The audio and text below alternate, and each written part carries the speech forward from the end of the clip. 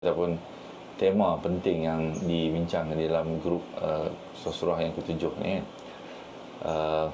yang bermula daripada surah Al-Mulk, surah 69, 68 ni, sehinggalah surah Al-Jin yang telah kita bincang itu kan, 72 kan.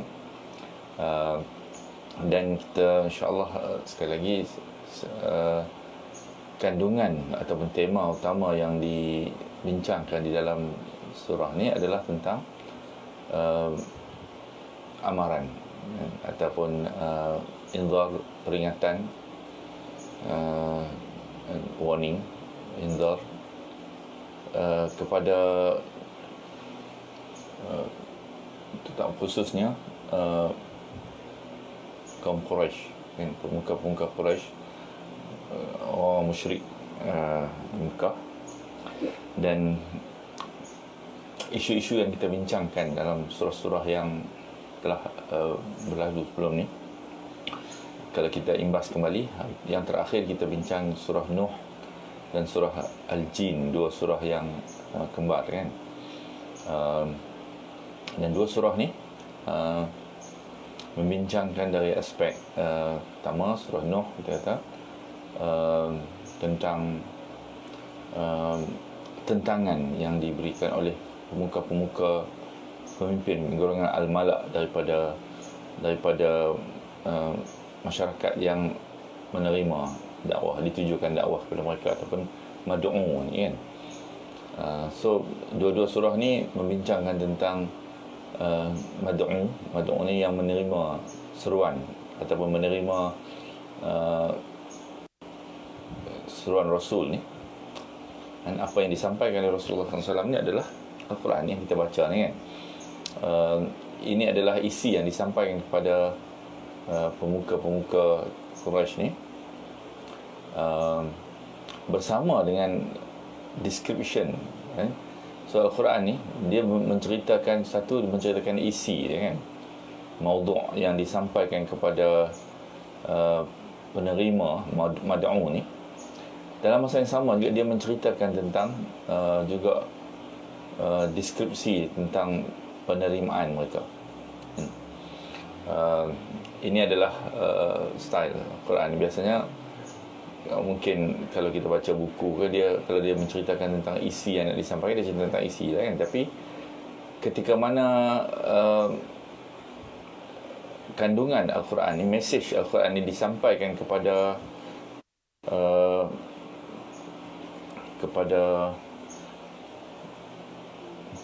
kaum Rasul ni, kepada mad'u penerimanya, dalam masa yang sama juga Al-Quran ni juga menceritakan tentang apa yang mereka, bagaimana tindak balas mereka, dan suasana ketika mana sampainya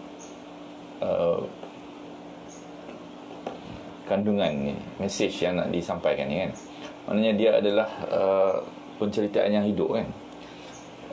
Kandungan itu disampaikan dan dirakamkan terus apa yang mereka lakukan dalam ketika mana mereka menerima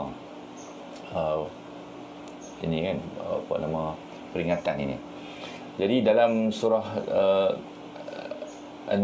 Nuh, kita dibawa untuk memfokus kepada pemuka-pemuka Quraisy ini sendiri kan, ataupun golongan Al-Malak daripada masyarakat, lapisan masyarakat yang menerima seruan ini kan. Kemudian dalam surah Al-Jin kan, seperti yang kita sebut itu, Allah SWT dengan cara yang amat menarik dan unik kan, menceritakan tentang bagaimanakah penerimaan golongan yang lapisan yang satu lagi kan. Ada golongan Al-Malak kan, dan ada juga golongan lapisan biasa kan, kalangan masyarakat ini. Bagaimana tindak balas pula lapisan biasa ni bila berhadapan dengan golongan seruan Rasul ini. Kerana orang biasa ni mereka berhadapan dengan satu lagi kumpulan yang berada di antara mereka dengan wahyu Allah Subhanahu Wa Taala yang turun kan, iaitu golongan al-malak ni sendiri, pimpinan ni kan. Betul, Allah Subhanahu Wa Taala ceritakan tentang dalam surah Al-Jin ni bagaimana golongan yang biasa ni, dan pengalaman ni adalah pengalaman dalam komuniti jin kan. Mereka mengambil keputusan yang jelas untuk menentukan apa yang mereka nak pegang ataupun terima di dalam berhadapan dengan wahyu Allah Subhanahu Wa Taala, peringatan daripada dalam wahyu Allah Subhanahu Wa Taala ni. Dan mereka meninggalkan pemimpin ataupun golongan al-malak yang mempunyai pengaruh dalam masyarakat mereka ni, dan berpegang kepada wahyu Allah Subhanahu Wa Taala ni kan. Di dalam surah seterusnya, surah Al-Muzammil dan surah Al-Mudaththir, Mudaththir dan Muzammil kan. Kita ni ada dua surah kembar yang kita akan baca. Fokus ini dialihkan sebentar kepada mad'u, kepada da'i pula kan. Sebelum ni, dalam dua surah yang sebelum ni, kita dibawa fokus ni kepada mad'u ataupun yang menerima seruan ni. Dalam surah Muzammil dan Mudaththir ni, banyak daripada fokus atau isi ni dialihkan kepada da'i ataupun yang menyeru kan, yang ditugaskan untuk menyampaikan mesej Al-Quran ni kepada kaum dia kan. Jadi ada dua surah yang berturut-turut ini. Muzammil ni kebanyakan daripada tafsir atau terjemahan menterjemahkan dia lebih kurang sama dengan Mudaththir maksud dia kan. Dia ada sedikit perbezaan kan. Pada penelitian saya suruh baca ni, surah Al-Muzammil ni, sebab tu didahulukan dengan surah Al-Muzammil daripada Al-Mudaththir ni, sebab maksud Muzammil ni juga seorang yang berselimut, menyeliputi diri dia. Mudaththir pun sama juga, dia tutup diri dia kan, cover diri dia dengan selimut ataupun kain kan. Tapi keadaan berbeza di antara dua-dua ni kan. Muzammil ni dia datang beberapa perkataan zamil kan. Zamil ni maksud dia kawan, rapat, teman kan. Dia asal perkataan dia mutazammil kan, tapi dihilangkan ta tu jadi muzammil. Dia membawa maksud seorang yang menyeliputi diri dia dengan selimut kan, dengan kain ni, dalam keadaan yang selesa dan rileks kan, sedang menselesakan diri dia, macam itulah kan. Jadi panggilan ya ayyuhal muzammil yang kita akan baca dalam pertama ni, dia berbeza sikit suasana yang dipanggil tu dengan ya ayyuhal mudaththir ni kan. Sebab al-mudaththir ni dia orang yang menutup diri dia kerana dalam keadaan tertekan ataupun ketakutan kan. So dia berbeza sikit kan. Kemungkinan lah kan, Al-Muzammil ni diletak dulu di dalam sebagai surah yang ke-73 ni kerana kan, permulaan ini juga menjadi peringatan kepada kita yang menjadi doa, yang melaksanakan tugas yang sama. Manusia yang nak mengajak orang lain ni biasanya dia bermula dengan mungkin dia tidak menyedari dulu kan, sebelum dia melangkah di dalam dunia dakwah, mengajak manusia menyampaikan mesej Allah Subhanahu Wa Taala ni yang penuh dengan cabaran dan tekanan. Dia bermula dengan relax sikit kan.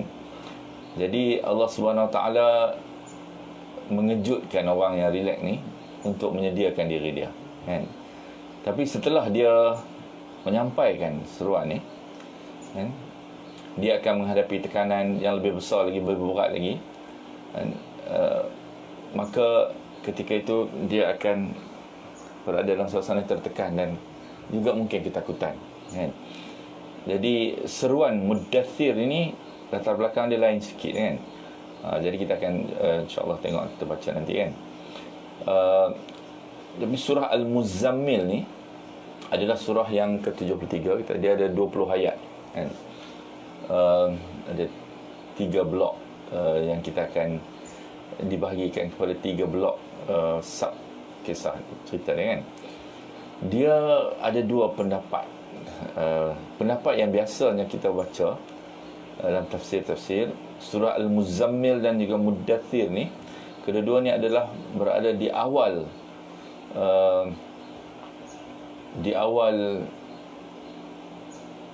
kerasulan, masa kerasulan, kan. Sama ada surah keempat ataupun kelima. Kedua ni 1, 4 atau 5 ataupun bawah daripada 7 surah yang pertama yang diturunkan.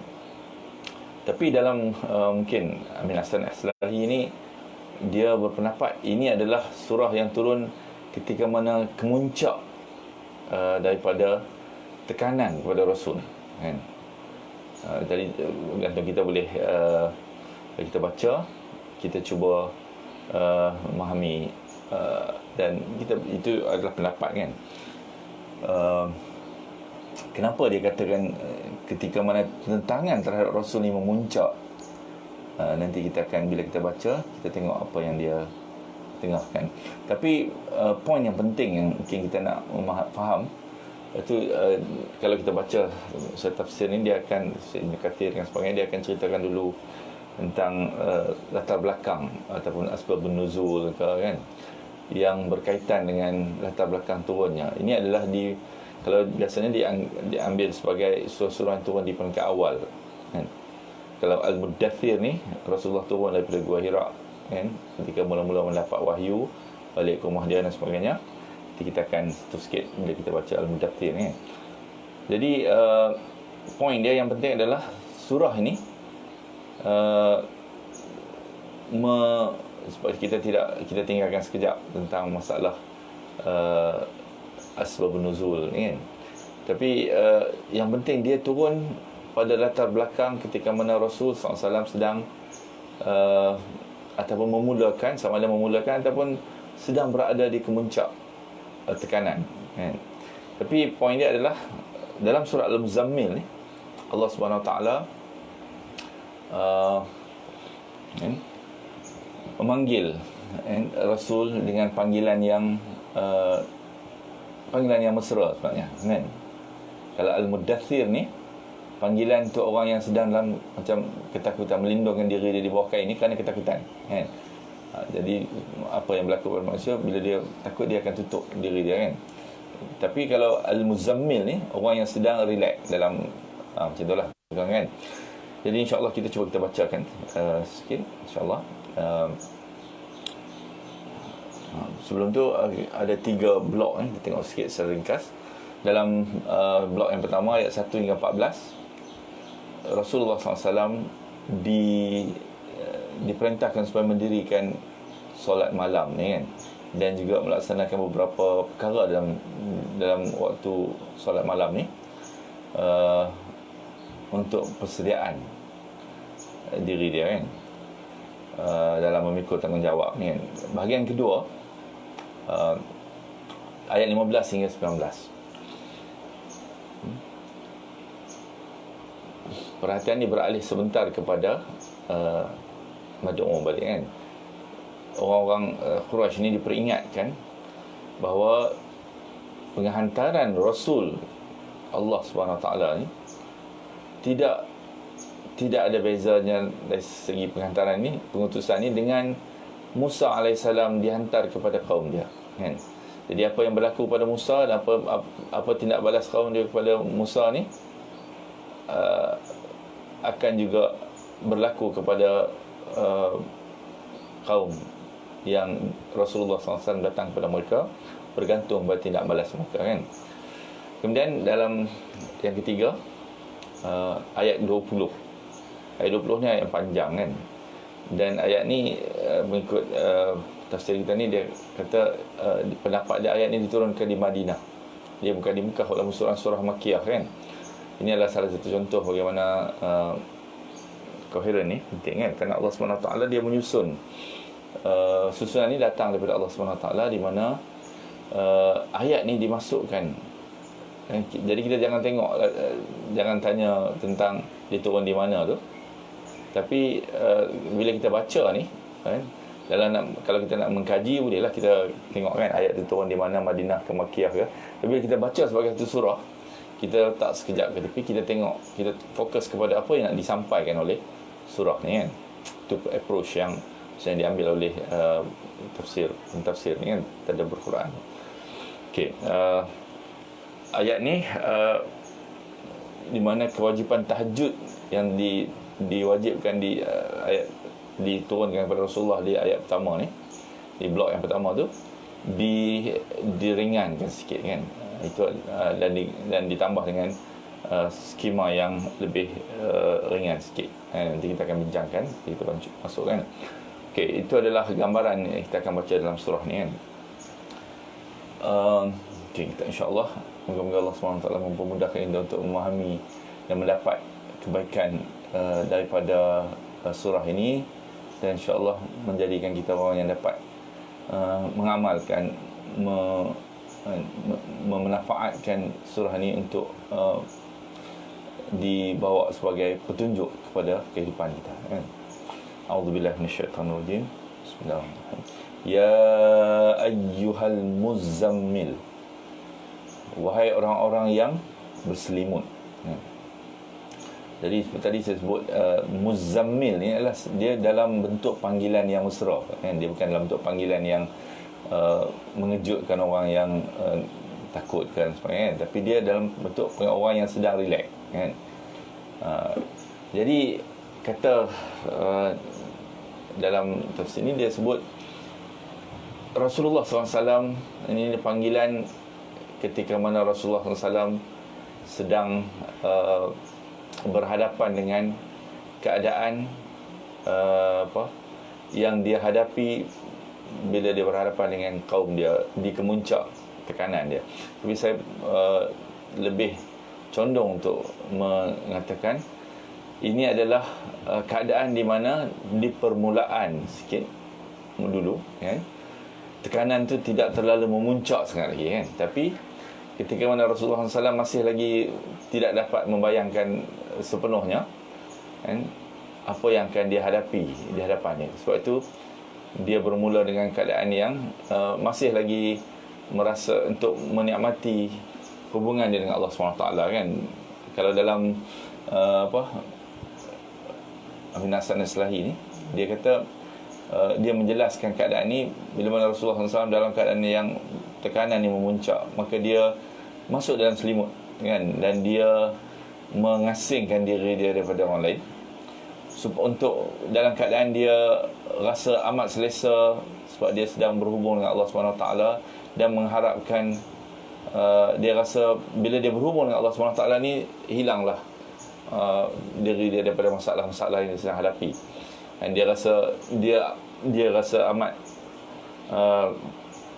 comfortable kan, selesa duduk dalam selimut ni dan juga berhubung dengan Allah SWT, sehingga dia melepaskan diri dia daripada masalah-masalah ni kan, dan mengharapkan Allah SWT akan menurunkan ataupun perhubungan ni akan menyebabkan dia rasa amat selesa kan, amat selamat dan selesa di dalam selimut yang melindungi dia ni kan. Sebab tu muzammil ni ada perkataan zamil kan. Zamil ni adalah teman rapat kita kan. Jadi seolah-olahnya muzammil ni adalah orang yang rasa selesa kerana dia rapat dengan kain yang menutupi diri dia ni kan. Jadi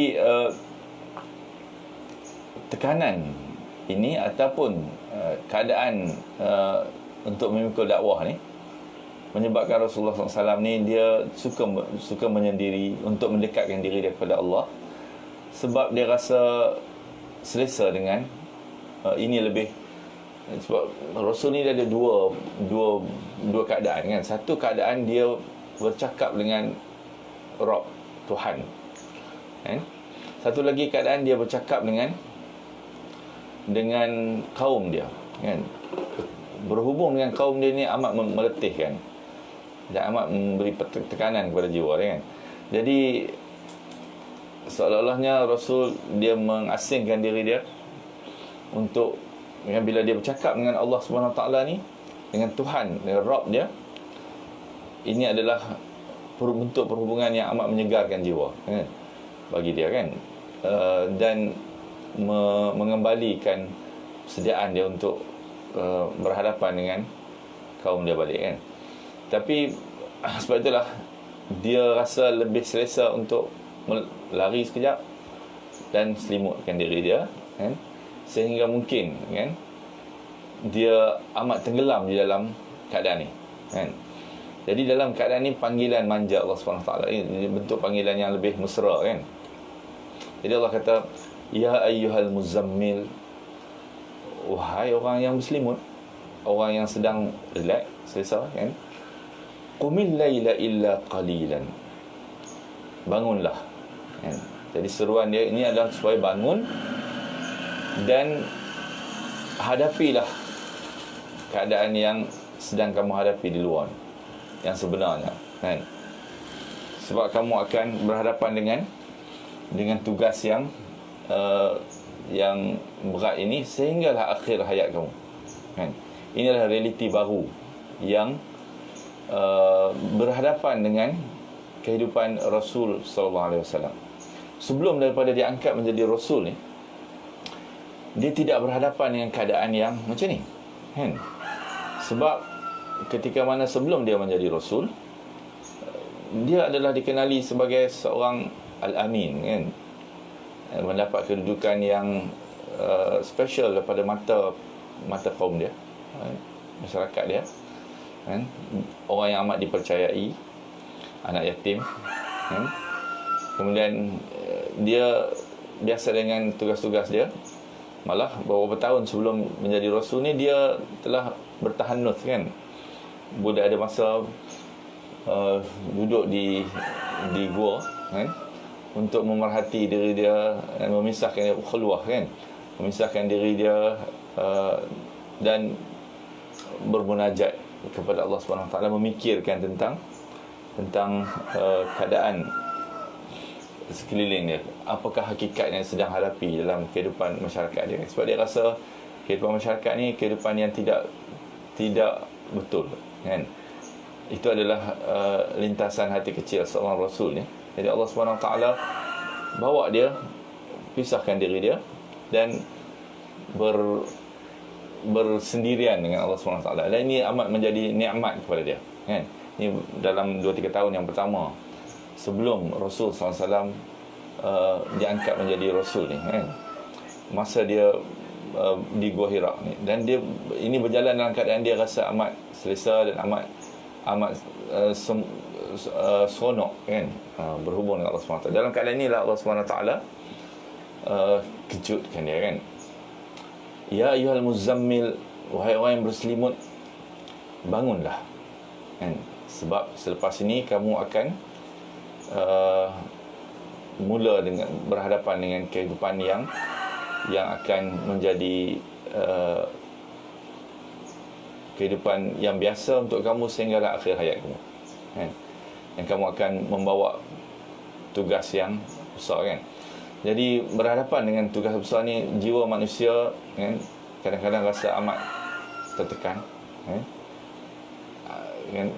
Kalau dia menyedari hakikat ni, kan? Begitu juga, kan, kita sendiri kalau kita mengambil keputusan untuk mengubah diri kita untuk berhijrah, orang kata, kan, dia ada tekanan di belakang tu, kan? Kerana bila kita nak masuk ke satu fasa yang sebegini, kan, kita perlu menyediakan diri kita. Kita akan berhadapan dengan banyak benda-benda yang akan memberi keletihan dan juga mungkin menyebabkan kita kembali balik kepada keadaan yang sebelumnya, kan? Jadi apakah remedi ataupun ubat untuk ini, kan? Seperti saya kata sebelum ni, bila kita baca ayat-ayat Al-Quran Karim ni, kalau kita baca dalam keadaan kita relax saja, dan kita tak ambil keputusan untuk membiarkan ayat-ayat Al-Quran ni mengubah diri kita, ayat ni dia tidak akan dirasai sebagai ayat yang amat menyentuh kehidupan kita, hati kita kan. Tapi kalau kita sendiri memahami mission kita sebagai seorang Muslim, bagaimana dari Rasul ni, maka ayat ini akan benar-benar menjadi ayat yang cukup bermakna kepada orang yang sedang membawa diri dia di dalam keadaan latar belakang yang sama ni kan. Jadi kita kena juga tenggelam di dalam latar belakang yang sama ni kan. Kita nak menyediakan diri kita untuk menjadi orang yang akan memikul tanggungjawab menyampaikan mesej Allah SWT kepada manusia. Barulah ayat-ayat ni akan benar-benar bermakna kepada yang menerima ni kan. Okay, Allah kata qumil laila illa qalilan. Bangunlah. Qumil lail, bangun di waktu malam kan. Illa qalilan, kecuali sebahagian daripada kecil ya kan. Jadi maknanya bangun pada waktu malam kan. Dalam banyak ketika mana nak bangun kan. Bangun pada waktu malam tidaklah keseluruhan dia kan. Sebahagian daripada malam ni kan. Banyak mana? Nisfahu awin qus minhu qalila, iaitu separuh daripada malam tu ataupun kurang sikit daripada separuh ni kan. Sebab Allah SWT memberi keringanan dia kan, separuh daripada malam kan, ataupun kurang sikit, sebab kesukaran nak bangun betul-betul separuh malam ni kan, ataupun ke arah akhir malam ni kan, itu adalah jadi nak betul-betul separuh malam ni kita kira daripada mungkin selepas maghrib lah orang selalu sebut kan, selepas isyak kan. Waktu selepas isyak ni sampai waktu fajar, sebelum fajar kan. So dibahagi dua, macam tu lah lebih kurang kan. Jadi waktu malam tu adalah waktu tengah-tengah tu, dalam pukul 2, pukul 3 macam tu kan. Jadi waktu ni adalah waktu yang berat je kan, sebab kalau bergantung tidur pukul berapa kan. Jadi Allah kata separuh pada malam ataupun kurang sikit daripada itu, lebih sikit daripada ke arah fajar, kurang sikit daripada separuh kan. Sebab apa? Sebab ini adalah kan, permulaan kepada skema penyediaan diri kan. Mungkin pada skim biasa kan, yang bukan skim Rabbani daripada Tuhan, isu bangun malam ni bukan satu perkara yang penting sangat kan. Tapi apabila dia datang daripada Allah SWT, khususnya untuk orang yang akan berhadapan dengan atau memikul tugas ni, maka ini menjadi satu perkara yang seolah-olah ni kita kata macam wajib lah, mesti kan. Siapa yang tidak melalui proses ni, maka dia akan tidak mampu untuk menyediakan diri dia seperti mana yang dikehendaki untuk menghadapi keadaan yang dia akan hadapi di hadapan ni kan. Sebab itu ni adalah seruan penting kan untuk orang yang masih relax kan, yang tak nampak lagi apa yang dia akan dapat di hadapan dia nanti. Maka Allah SWT kejutkan dengan panggilan mesra supaya mula bangun kan. Bangun untuk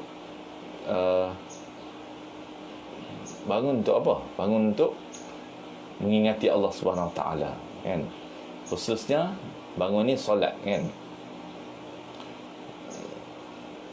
Pada lebih kurang separuh daripada malam ni kita habiskan untuk mendekati Allah SWT kan.